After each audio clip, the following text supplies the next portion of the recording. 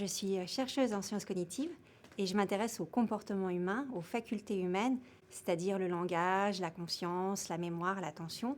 Et on essaie de comprendre comment ça se met en place chez l'humain et comment, par exemple, après des maladies, un AVC, une maladie neurodégénérative, on peut perdre certaines facultés. C'est aussi comprendre pourquoi c'est si simple d'apprendre à parler quand on est tout bébé et pourquoi c'est si compliqué à l'âge adulte d'apprendre une langue étrangère. C'est ce type de questions qu'on se pose en sciences cognitives. La certitude, c'est une situation où on va avoir assez d'informations pour pouvoir prédire la suite.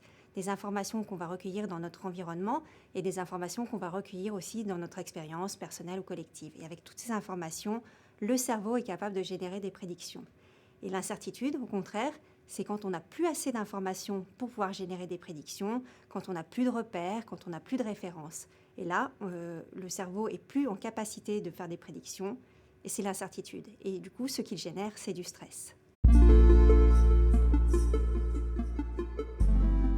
Le cerveau est une machine à prédire l'avenir parce qu'en fait, le cerveau ne découvre pas ce qu'il voit, il ne découvre pas ce qu'il entend, il prédit. Il prédit ce qu'il va voir, il prédit ce qu'il va entendre.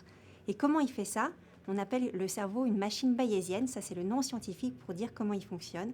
Et en fait, ce que fait le cerveau, en continu, il scanne l'environnement, il va scanner toutes nos expériences, les expériences vécues, mais les expériences collectives également.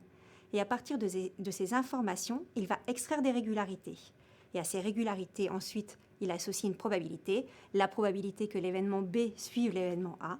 Ça, c'est son système de prédiction. Et grâce à ça, il peut générer des prédictions et prédire l'avenir. Pourquoi ça, on n'est pas encore sûr, mais par contre, on sait que c'est le cas parce qu'il y a des expériences qui ont été faites et qui ont montré à quel point l'incertitude pouvait générer du stress.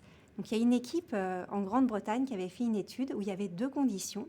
Donc, ils ont demandé à des sujets de vivre 2 conditions différentes. Dans une des conditions, dans tous les cas, les sujets étaient confrontés à un événement négatif, l'image d'un serpent, et en même temps un choc électrique. Et dans l'autre condition, les sujets étaient confrontés seulement dans 50% des cas, de manière aléatoire, à cette image négative de serpent et ce choc électrique. Et ils ont ensuite mesuré le stress que ressentaient les sujets. Et les sujets, en fait, de manière complètement contre-intuitive, ressentent plus de stress dans la condition où c'est que dans 50% des cas qui sont confrontés à l'image négative et au choc électrique. Et pourquoi? Parce qu'ils ne peuvent pas prédire quand ça va arriver. Ils ont moins de stress dans la situation où dans 100% des cas, c'est l'image négative et le choc électrique.